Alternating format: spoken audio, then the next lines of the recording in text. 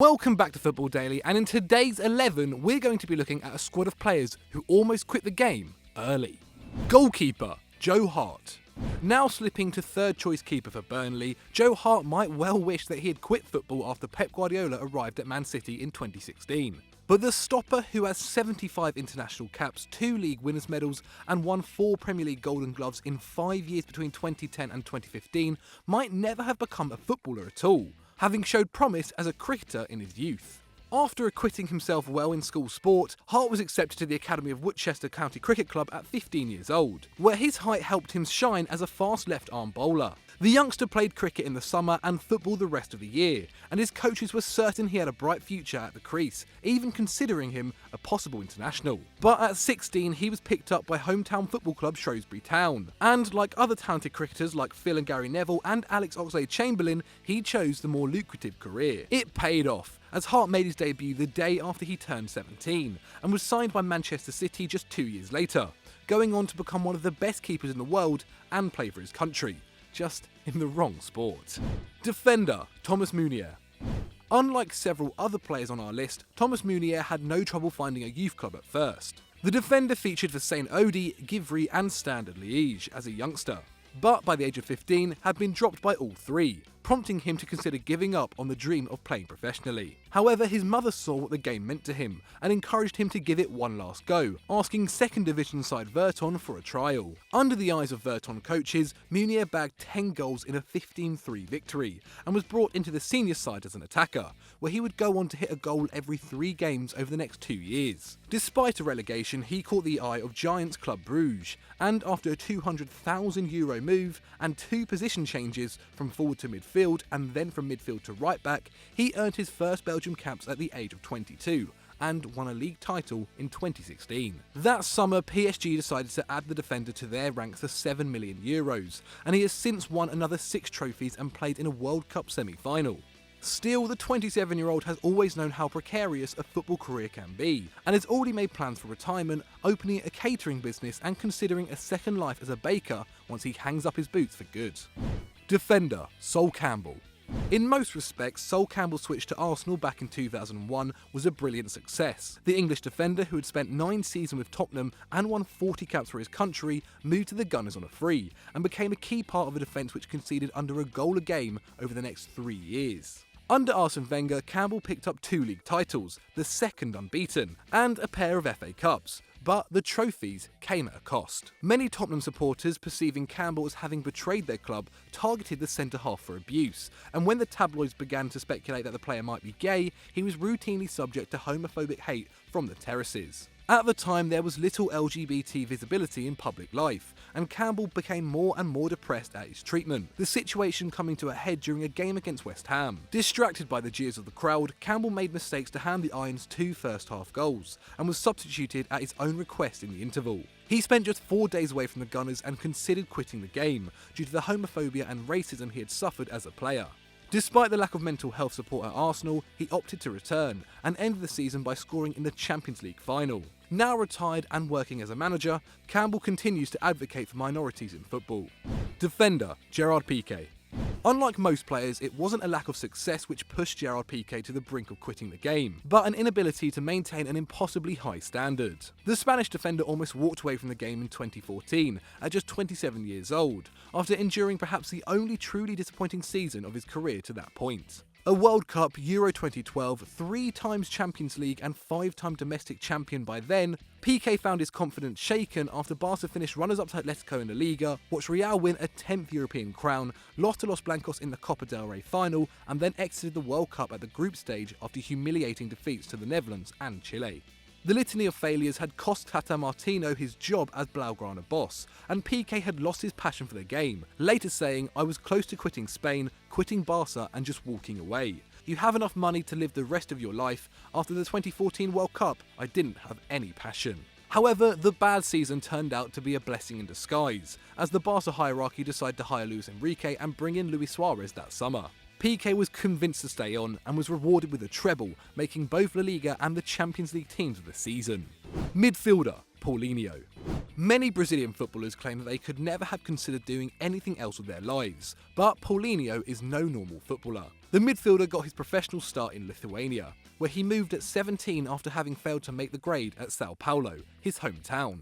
In his first campaign, he suffered relegation despite a strong 5-goal return from midfield, and was the victim of racist abuse from the terraces, prompting a switch to Lodz in Poland. But the club had their own financial difficulties, and the teenager went unpaid for months, eventually deciding to head home to Sao Paulo and give up on the game he no longer loved. But while football couldn't motivate him anymore, family could. And when his wife gave birth to a little girl, Paulinho resolved to give her the best life he could. He rejoined youth side Pau de Açúcar in the 4th tier a month after becoming a father, and 2 years later he was a starter for the top-flight outfit Corinthians, where he won a title and the Copa Libertadores. An unsuccessful spell with Tottenham and a move to China's Guangzhou Evergrande again seemed to have considered Paulinho to the where are they now columns, but he became a continental champion once more, winning the 2015 AFC Champions League. Against all the odds, he spent his 30th year with Barcelona, picking up a league and cup double alongside Messi, Suarez and Busquets. Just as well that his wife once told him, the only thing you know how to do is play football. Midfielder, Andrei Arshavin. Okay, so almost quit may be quite strong in this scenario, but Andrei Arshavin certainly had options. Options he was often conflicted about growing up. Not only did the former Russian captain have a flair for wing play, he also had a flair for designing women's clothing. Hailing from a working-class family in St. Petersburg, he attended the State University of Technology and Design at 17 years old, apparently motivated by how many girls were on the course. But hormones aside, the future Arsenal star soon demonstrated a surprising aptitude for dressing the opposite sex. Yes, the man who once said I'd ban them all from driving without thinking twice, in my opinion a woman and a man are two absolutely different creatures. Maybe he should turn the sewing machine on his mouth. A number of his early designs can now be found in the Institute's museum. His crowning achievement, along with his 17 international goals in 75 games and the 07-08 UEFA Cup, was then at St. Petersburg. He has since taken up his first love once again, with his own line of clothing gaining popularity amongst Russian women. Presumably, he doesn't mind them driving, as long as they're picking up his wares. Midfielder, Wayne Rooney.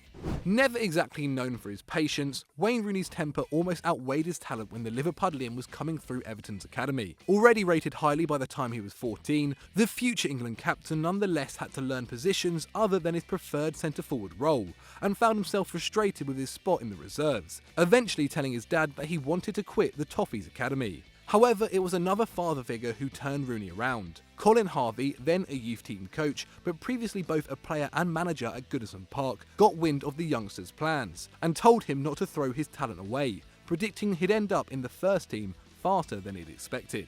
Seeing as Rooney's backup plan was trying to become a professional boxer, it wasn't too hard to make him see sense, and the forward knuckled down, making his professional debut for the side just 2 years later. As it turned out, learning to do things he didn't want to do would be perfect practice for a career under Alex Ferguson once Rooney joined Man United, with the veteran coach shunting Rooney from left to right, from attacking midfield to pure poacher, and being rewarded with over 250 goals, including 11 consecutive seasons of double figures in the Prem. Given that Colin Harvey won only one cap for England, Rooney was arguably his greatest contribution to the Three Lions.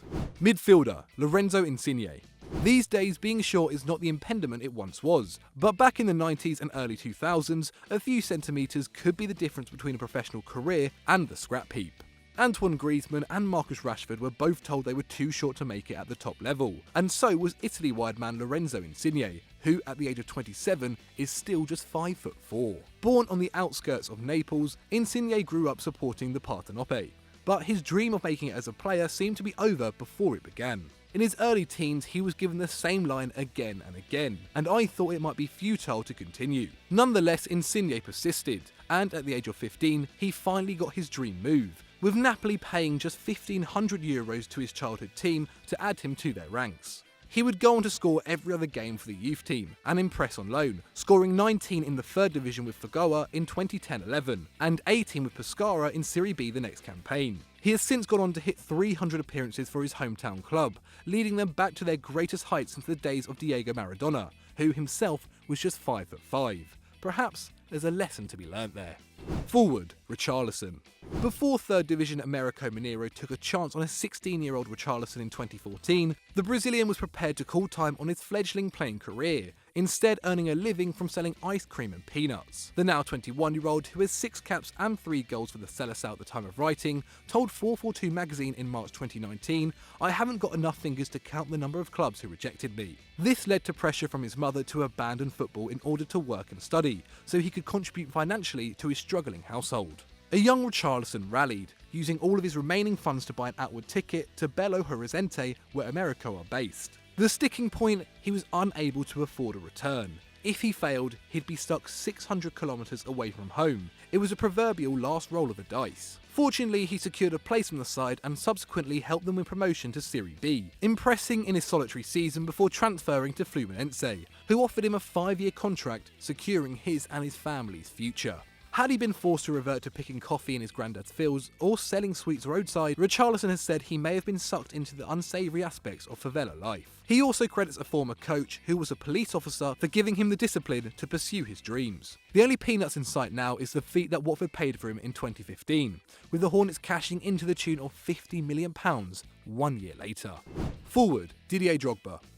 Ivorian icon Didier Drogba moved from his homeland to France at 5 years old, to live with his uncle, who was then a professional footballer himself. Settling in the suburbs of Paris, Drogba played youth football, but failed to catch the eye, and when he finished school at 18, he moved to the northern French city of Le Mans to study accountancy, turning down an apprenticeship at PSG to focus on securing a 9-to-5 office career. Injuries almost saw him end up there, as the forward's part-time involvement in Le Mans' academy was threatened by a succession of serious injuries, and it was only at 21 that he made his debut in Ligue 2, promptly earning his first senior contract and quitting university. Parked on the wing, Drogba still didn't quite catch fire, and he was nearly 24 when Guingamp paid £80,000 for him in 2002. However, his talent soon began to emerge, and 17 goals in 34 games attracted Marseille 18 months later, with Chelsea coming along the season after that. With a record of nearly 800 games and over 350 goals, it's hard to believe that a top-level career was ever in doubt for the striker. Always known for his hard work and professionalism, it's ironic that Drogba honed those abilities not on the training ground, but in the classroom. Forward, Miroslav Klose. Much like Drogba, it took Miroslav Klose a long time to establish his quality on the world stage. Born in Poland but with German ancestry, Klose came from an athletic family, with his father a professional footballer and his mother an international volleyball player. His father's career took him to France and West Germany, and as a result, at the age of 8, Miroslav found himself in a foreign country where he knew only 2 words. But despite his genetics, Klose didn't take football seriously at first, playing for his village club in the German 7th tier while training to be a carpenter.